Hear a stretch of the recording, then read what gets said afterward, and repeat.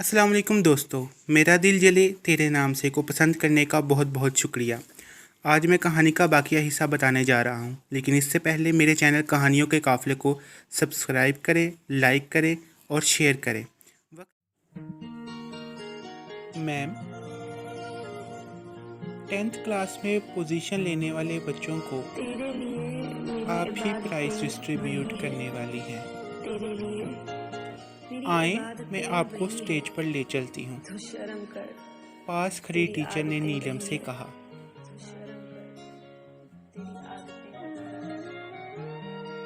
नीलम teacher की आवाज़ से चौंकी। नहीं, मेरा मतलब है मैं स्टेज पर नहीं जा सकती। मेरी तबीयत अचानक ख़राब हो गई है। आप अपनी प्रिंसिपल मैम को बता देना मैं आई थी, पर तबीयत ख़राब होने की वजह से स्टेज पर नहीं आ सकी। आप मेरी जगह किसी और से ये काम सरंजाम ले लें, नीलम ने कहा।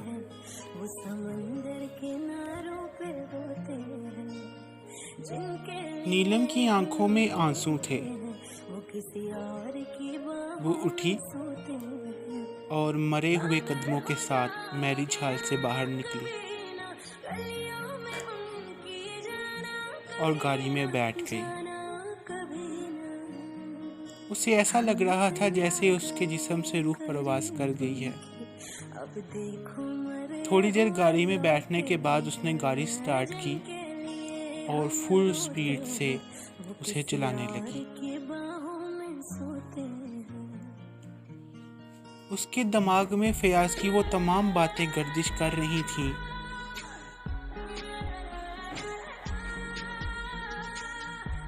जो उसे इस वक्त जहर की तरह लग रही थी,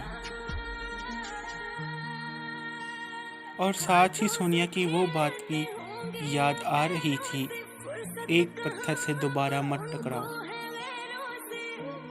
ये सब फयाज ने पैसों के लिए किया। नीलम को अब सब कुछ समझ आ रहा था। एक के बाद एक झूठ फयाज कितना झूठा निकला।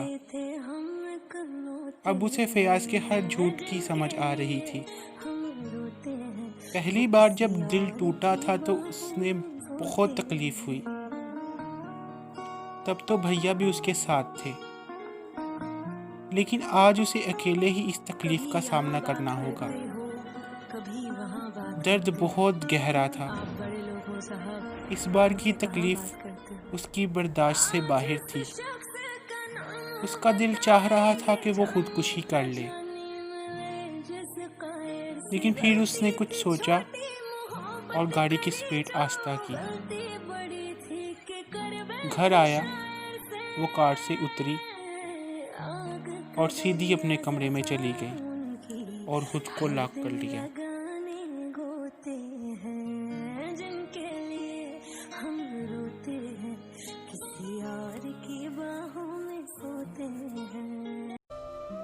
इधर फंक्शन से फारिग होकर रोशनी, फयाज और नूर अपने घर जाने लगे। पापा, आप खुश तो हैं ना? नूर ने कहा। पापा की परी ने उसे इतना बड़ा नाम दिया है, तो पापा कैसे खुश नहीं हो सकते?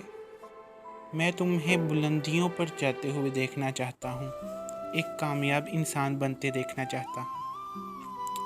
चलो मेरी परी और मामा, हम सब मिलकर आज आइसक्रीम खाएंगे,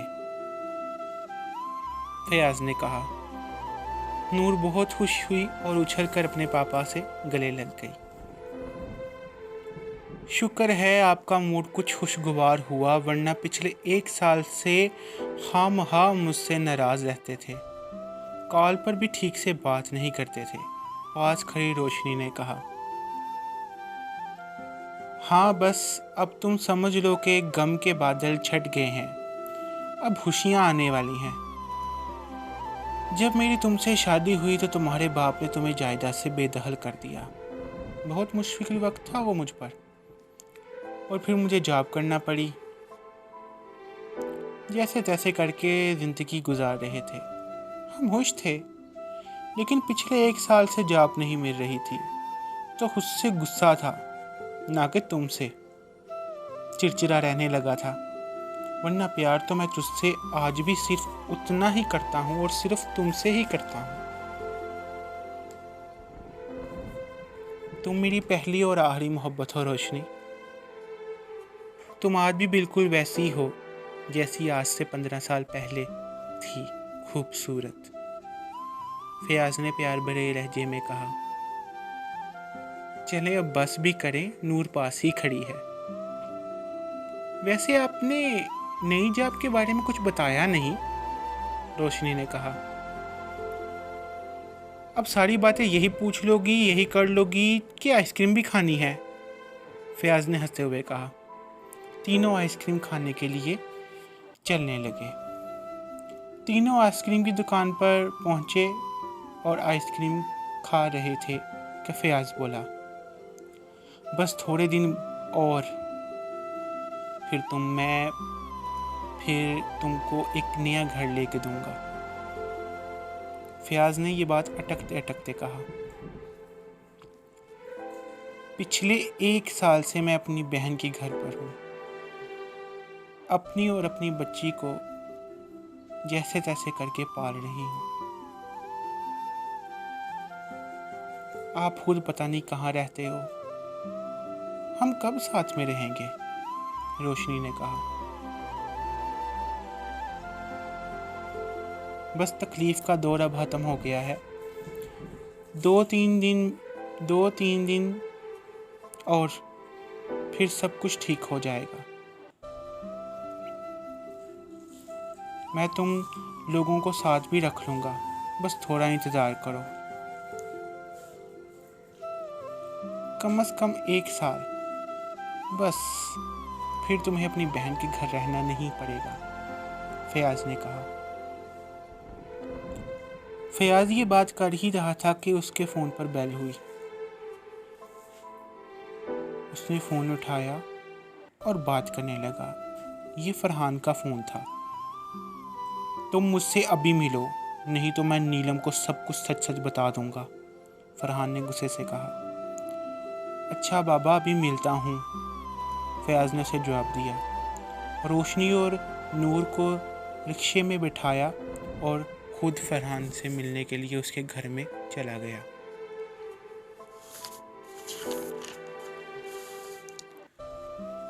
अरे यार, तुम गुस्सा क्यों करते हो?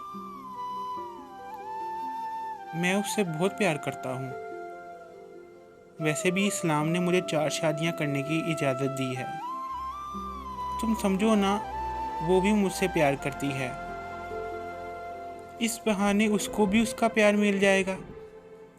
अगर तुम कहते हो तो मैं उसकी जायदाद से नज़र हटा लेता हूँ, पर थोड़ी सी खुशियों का हक तो उसे भी है ना, फयाज ने कहा। तुम उसको सच बताओगे कि रोशनी आज भी तुम्हारी बीवी है? अगर वो तुम्हारे माजी के साथ तुमको अपना लेती है और तुमसे शादी करने के लिए तैयार हो जाती है तो ठीक है, अगर नहीं तो तुम उसे छोड़ दोगे, फरहान ने कहा। बस इतनी सी बात, मैं आज ही उसे सब कुछ बता दूंगा। फयाज ने फरहान को यकीन दिलाया और उसके घर से चला गया।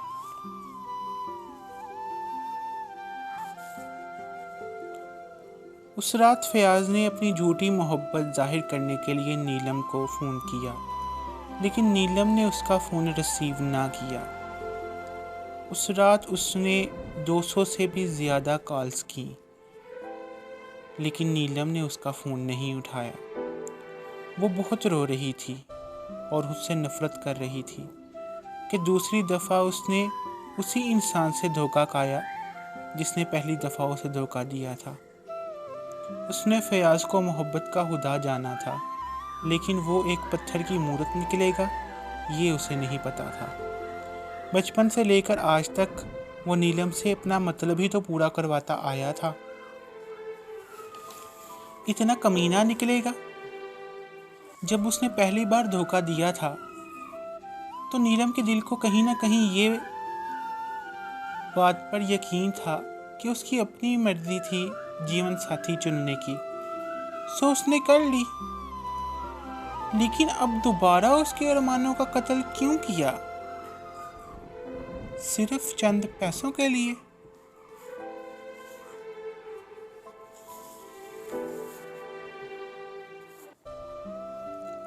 तो दोस्तों, मेरा दिल जले तेरे नाम से की आज की किस्त आपको कैसी लगी कमेंट करके बताइएगा।